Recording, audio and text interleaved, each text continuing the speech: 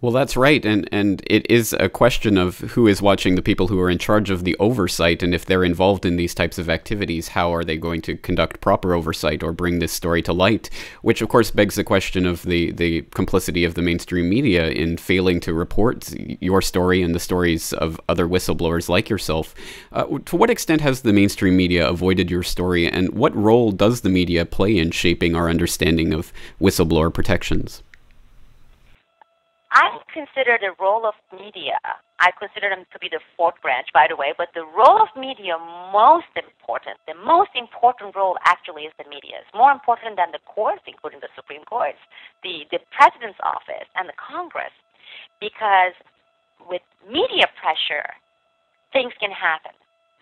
If with their pressure, you can have Congress act because they would feel the heat, the pressure. Everybody wants to get reelected. That's a fact. The same thing is with the White House. So without that pressure, and that pressure has not been there, and again, it's not only on whistleblowers issue. Whistleblower issue is one of many, many issues. They have not felt the pressure, the heat, to really get down and try to do, or even pretend to do the job, and to do the right thing. And that's why I consider media to be the most important. No, initially, I was featured in CBS 60 Minutes. This was a 15-minute segment. In fact, they re-aired it 2 more times. And you know that millions of people watch CBS 60 Minutes, but they were very selective. They did not want to cover anything that had to do with people like corrupt congressional people, about the Turkish lobby. They didn't want to cover that, and they made it clear. Even though some questions came up during filming, that was not their focus. The focus was the drama of, okay, you look, in my case, look at this cute little pretty patriotic translator, and the FBI, big bad FBI, they fired her, and they retaliated against her, and it just ended up being a kind of an employment drama, and not the fact that, well, why did I blow the whistle? What were those cases?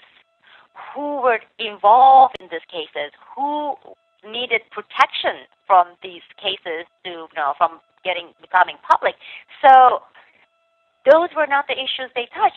And if you were to go and search, you will see New York Times article, you would see, CBS 60 Minutes, etc. You will see almost carbon copies kind of reporting. Whistleblowers, and of course, when the state secrets privilege was invoked, I was the first victim of state secrets privilege for Bush administration. They invoked state secrets privilege on my case before they started, invoking it right and left in so many cases, including NSA, but I was the first case. And we didn't have a single article that questioned why did they invoke state secrets privilege on, let's say, on Sibel Edmonds' case. The reporting was they invoked this very draconian state secrets privilege that basically gags Sibel Edmonds and classifies everything. Okay?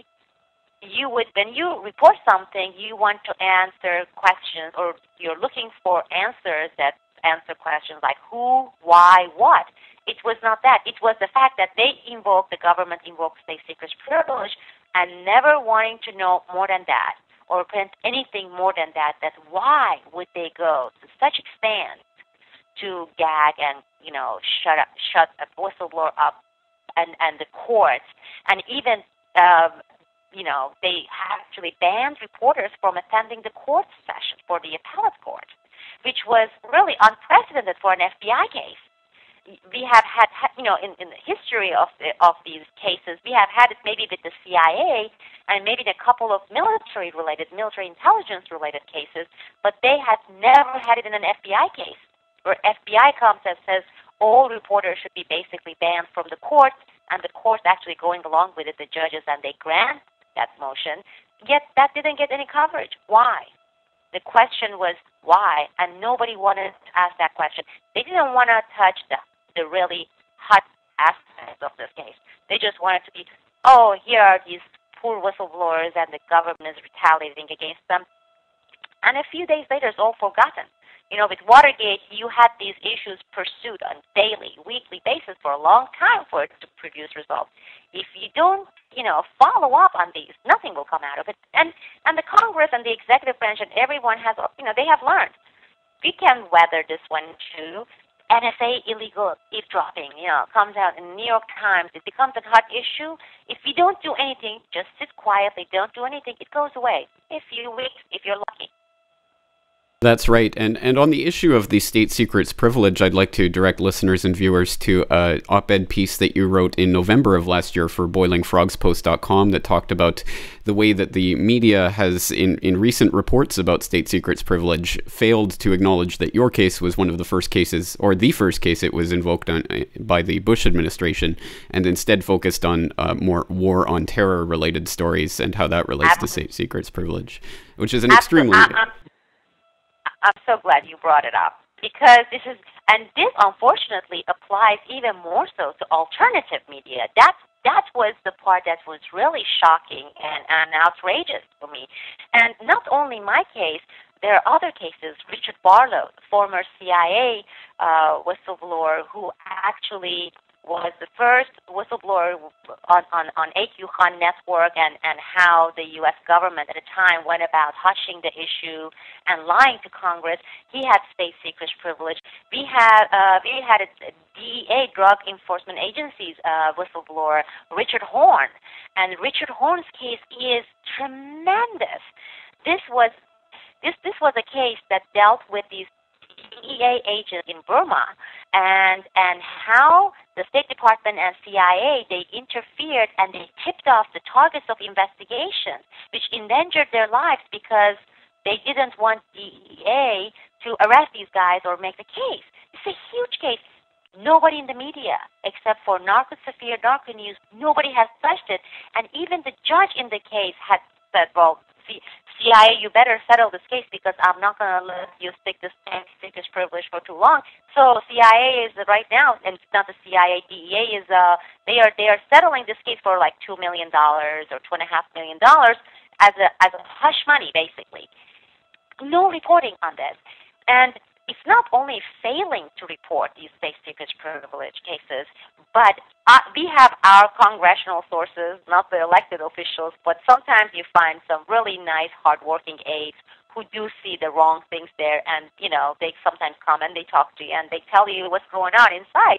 And they knowingly collude and with the Congress to make sure that in their reporting of state secrets privilege, they will leave out any name that sounds Western or American, or the cases that are American, like Sibel Edmonds' case, Richard Horn's case, Richard Barlow's case. None of these cases, they list all the cases.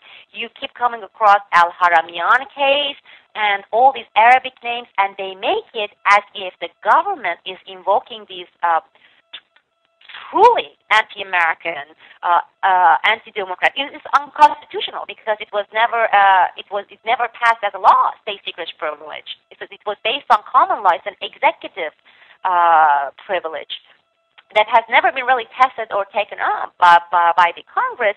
But to make it these Arab names, and that it has to do with the terrorists and the war on terror, and therefore not bringing the public attention for majority of the public. Unfortunately, they are uninformed and they believe, oh, well, maybe the government must do this stuff to protect us against some big bad terrorists.